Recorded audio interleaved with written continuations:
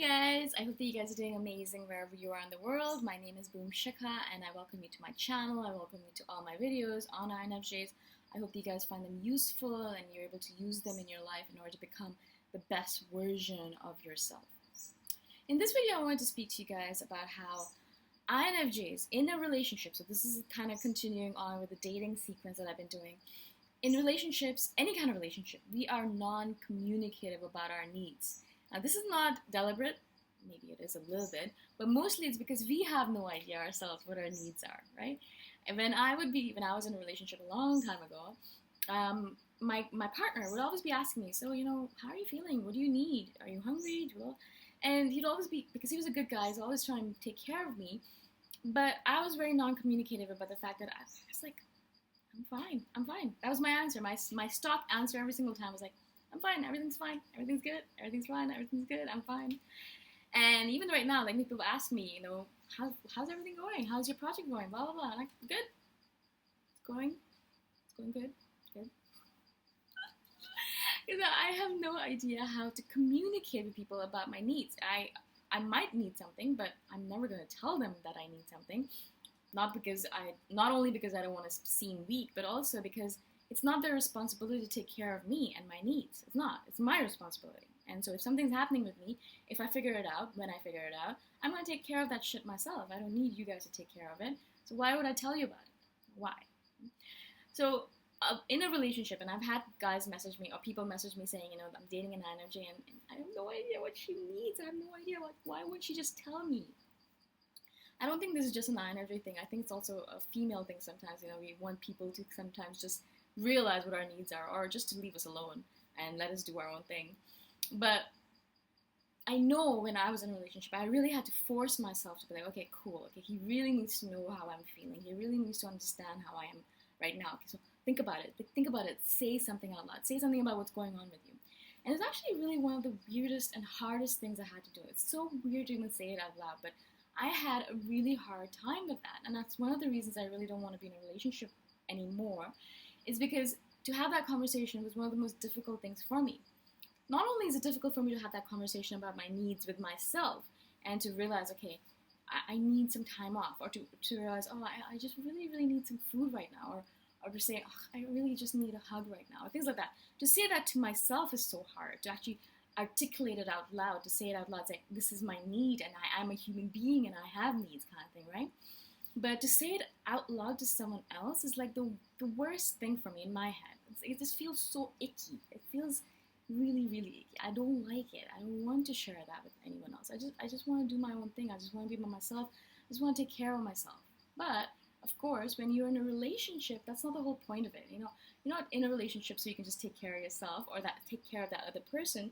You're in that relationship so you can take care of each other. Like, I have to remember that over and over again. You're not in a relationship so you can just do your own thing and just be that selfish human being, or just take care of that other person and not have them take care of you back. It's a give and take. It's a give and freaking take, right? So what I have to realize as we get into our lives, as we get into relationships, we have to realize that we need to let the people in our life know what our needs are. Now, that first step is obviously figuring out what your needs are yourself, right? And that's one of the reasons I'm constantly telling you guys that one of the main things you need to figure out or correct is that mind-body connection, because we are very disconnected from our bodies. We don't have no idea what's going on, mind-body connections. We have no connection to our feelings or emotions. We might be feeling sad, but we have no idea why we're feeling sad. We might be feeling hungry, but we're like, why am I feeling hungry? And then we'll realize we haven't eaten all day long. So there's a lot of disconnections in us because we spend a lot of time not only in our head, but in imaginary worlds where there is no physical self. We're just roaming around in the ether, kind of doing our own thing. And all of a sudden we come back to the earth and we realize I have a body that needs things. It needs sex on a regular basis. It needs food on a regular basis. It needs to go to the washroom on a regular basis. It needs to be cleaned. All of these things have to happen on a regular basis because we are a physical being, even though we pretend like we're an ethereal, spiritual, random being roaming around in the ether. We're not just that, right? And so the first step, obviously, is figure out what your needs are. And the way we do this, the way I do it specifically, is to become mindful, is to do a regular meditation, is to do yoga, Yoga really helps with the mind-body connection. Meditation really helps with connecting with your emotions and feelings. So both of these things like together actually really help us be more connected to all of our different selves. And that's the reason as soon as I get up every morning, I meditate. And I try at least 3 or 4 times a week to do a yoga session, just to move my body and to feel it and to realize this is my body, this is my physical self, not just this head self, but this physical self. And so those two practices help me become more connected to my emotions, feelings, and body, right? And as that happens, all of a sudden, I'll have all these emotions coming up, all these feelings coming up, all of this stuff coming up. And over time, I've kind of dealt with stuff, and it comes up, and instead of running away from it, like, oh God, I don't want to deal with it, I actually sit down and I deal with it, and I learn more about myself, and then I let it go. And then something else comes up, and again, instead of running away from it, which is my first tendency, is like always my first thing is like, oh, let's run away from that feeling. I try not to run away, and I listen to it, and I figure out what is it trying to tell me? How should I deal with it? How can I become a better human being because of it, right? For example, recently I shared with you guys, the feeling that, I had that I am a terrible daughter, and that feeling really, really desecrated me and made me feel terrible.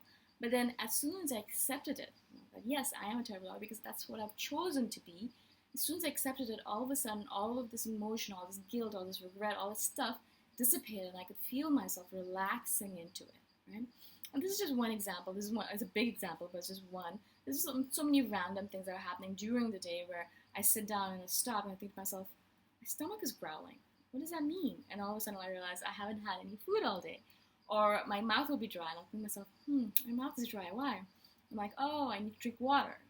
I know it seems like really, really stupid when I say it out loud like this, but it really is like that for an INFJ. We're just moving around the world, ahead, disconnected from our bodies, completely clueless about what's going on in the world, completely clueless about everything, right? And so you guys, if you're in a relationship with an INFJ, you have to understand that we are like that. It takes us a little bit of time to understand ourselves and to even know what we are feeling. A lot of times we have no idea what we're feeling. When we say, I'm fine, it's actually because we have no idea. Or we're actually fine, right? Or we don't want to share with you, right? And I know it must be hard to be in a relationship with an INFJ when that happens, but this is one of our quirks. This is one of our weird things. And as I get older, I'm getting better at communicating my needs. So sometimes when I'm feeling terrible, or I feel like I need a physical, like a hug, or I need touch, I will be like, okay, you know what? I think I need to go get a massage because I feel like I need some self-care. Or I'll go and message a friend and say, I really just want to vent to someone. Can I vent to you? Or I'll message my sister saying, I'm worried about my mom, about mother. What do you think? Blah, blah, blah. Things like that. So I have learned over time. I'm not very good at it yet.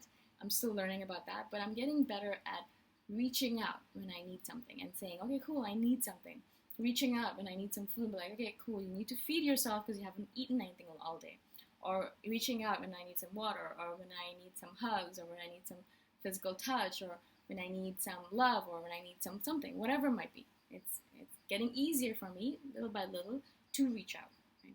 And so if you are dating an INFJ, you have to give them a little bit of time.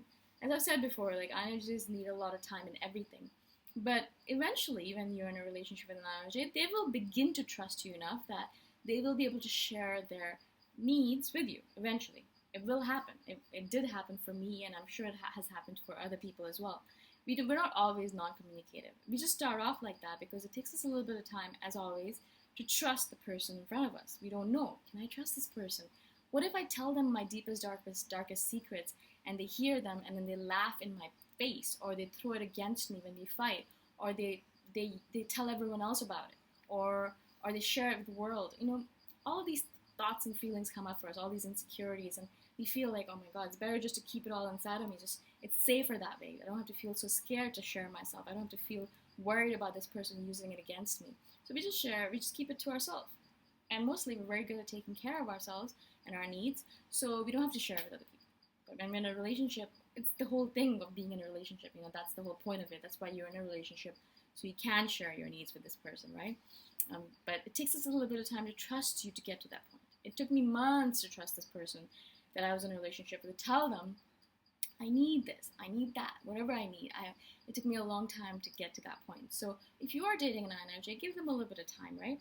Let them get to that point of trusting and then explaining that you just want to hear their needs. You're not going to use it against them.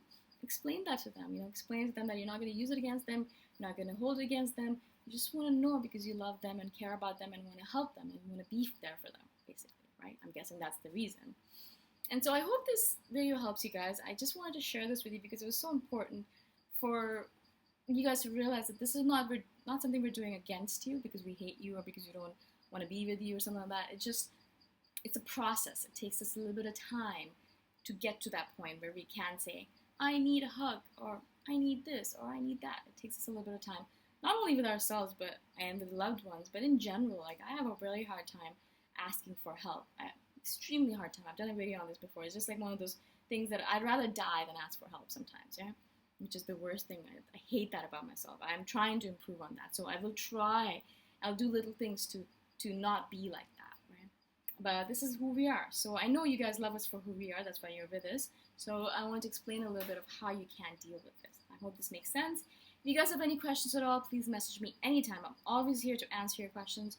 All my contact information is in the description below, so you can check that out. And if you guys liked it, let me know. If you guys didn't like it, let me know. And I shall see you guys in the next video. Bye for now.